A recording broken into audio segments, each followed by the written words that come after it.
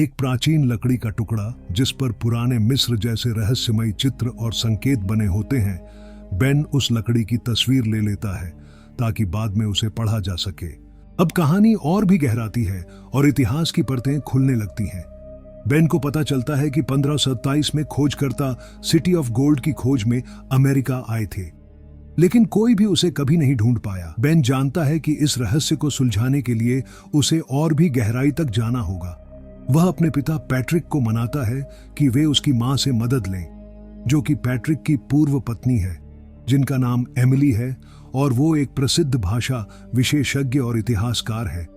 थोड़ी बहस और पुराने झगड़ों के बावजूद एमिली उस पुरानी लकड़ी के टुकड़े पर लिखी भाषा का कुछ हिस्सा पढ़ लेती है, लेकिन वह बताती है कि संदेश अधूरा है और पूरा अर्थ तभी निकलेगा जब बाकी हिस्सा भी मिल जाए।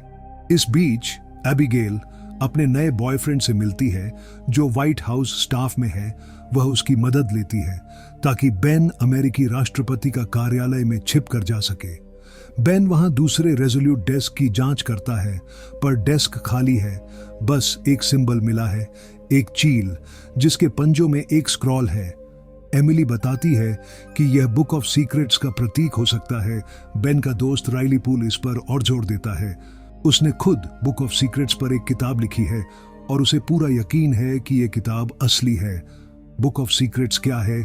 एक रहस्यमयी किताब जिसमें छिपे हैं वाटरगेट स्कैंडल के लापता 18-1-2 मिनट एरिया 51 की सच्चाई, अपोलो चंद्र मिशन से जुड़े रहस्य और JFK की हत्या की साजिश तक। लेकिन यह किताब सिर्फ अमेरिका के राष्ट्रपति के लिए होती है।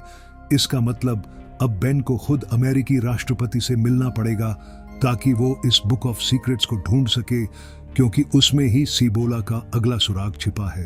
बेन और उसकी टीम अब एक बहुत जोखिम भरी योजना बनाते हैं। उन्हें किसी भी तरह अमेरिकी राष्ट्रपति से अकेले में बात करनी है ताकि वो बुक ऑफ सीक्रेट्स के बारे में सच्चाई जान सके। इसलिए वे सब मिलकर राष्ट्रपति का जन्मदिन मनाने का कार्यक्रम जॉर्ज वॉशिंगटन का घर में करवा देते हैं। यह एक ऐसा ऐतिहासिक स्थान है जहां पुराने गुप्त सुरंगें भी मौजूद हैं।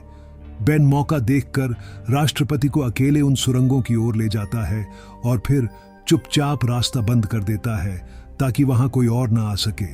राष्ट्रपति चौंक जाता है और बेन को चेतावनी देता है कि तुम मुझे अगवा कर रहे हो। ये एक अपराध है, लेकिन बेन गंभीर और ईमानदार रहता है। वह सब कुछ बताता है, सीबोला की खोज के बारे में, अपने पूर्वज थॉमस गेट्स पर लगे झूठे आरोप के बारे में और उस रहस्यमयी लकड़ी के टुकड़े का सुराग के बारे में। राष्ट्रपति बेन की सच्चाई और इरादों को समझता है। वह मान जाता है और बुक ऑफ सीक्रेट्स की जगह बता देता है, लाइब्रेरी ऑफ कांग्रेस, पेज 47। अब बेन, एबिगेल और राइली तेजी से लाइब्रेरी पहुंचते हैं और बुक ऑफ सीक्रेट्स को खोज निकालते हैं।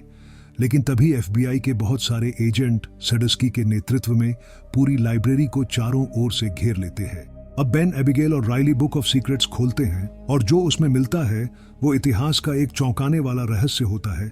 उन्हें पता चलता है कि प्रेसिडेंट कैल्विन कूलिज ने 1924 में उस लकड़ी के टुकड़े का दूसरा हिस्सा खोज लिया था, लेकिन उसने उसे नष्ट कर दिया सिर्फ एक फोटो लेकर, जो अब उसी बुक में सुरक्षित है। कूलिज को यह डर था कि अगर ये सुराग सबके सामने आया तो सिटी ऑफ गोल्ड का राज उजागर हो जाएगा।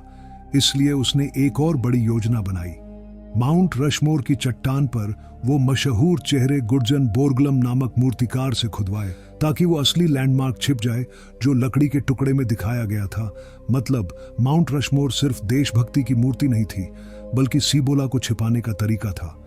अब बेन और उसकी टीम FBI से छुपते हुए आगे बढ़ते हैं। बेन वो प्लैंक की तस्वीर अपने पिता पैट्रिक को भेज देता है ताकि एमिली उसे अनुवाद कर सके, लेकिन बेन को पता नहीं होता कि मिच पहले से पैट्रिक की घात लगाए बैठा है। जब पैट्रिक एमिली के पास पहुंचे तो एमिली को मिच की वजह से झूठ बोलना पड़ता है। वो कहती है कि तस्वीर से कुछ खास नहीं निकला, लेकिन वो पैट्रिक को गुप्त रूप से इशारा कर देती है कि वो झूठ बोल रही है। बेन, पैट्रिक, एबिगेल और राइली माउंट रशमोर पहुंचते हैं।